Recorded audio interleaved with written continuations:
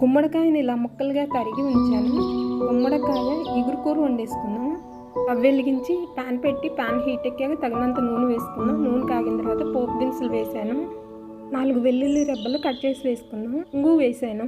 కరివేపాకు ఎండుమిర్చి వేసేసుకుందాం. ఉల్లిపాయ ముక్కలు పచ్చిమిర్చి ముక్కలు వేసి మిక్స్ చేసేద్దాం. తగినంత ఉప్పు వేసి మూత పెట్టేసుకుందాం. ఉల్లిపాయ వేగిన తర్వాత తగినంత అల్లం వెల్లుల్లి పేస్ట్ వేసి మిక్స్ చేసేద్దాం. ఇప్పుడు తరిగి పెట్టుకున్న గుమ్మడికాయ ముక్కలు వేసి బాగా మిక్స్ చేసేసుకుందాము. గుమ్మడికాయ ముక్కలు బాగా మిక్స్ చేసి మూత పెడితే త్వరగా మగ్గుతాయి. ఇప్పుడు ఉప్పు సరి చూసుకొని తగినంత కారం, తగినంత పసుపు కూడా వేసేద్దాం.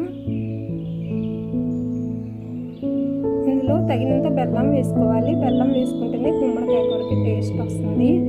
ఇప్పుడు బాగా మిక్స్ చేసేసుకొని మూత పెట్టేస్తే ఆ బెల్లంతో ఉప్పు కారంతో గుమ్మడికాయ ముక్కలు బాగా మగ్గుతాయి.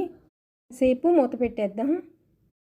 ఇప్పుడు కొద్దిగా కొత్తిమీర తరుగు వేసుకొని మిక్స్ చేసేద్దాం.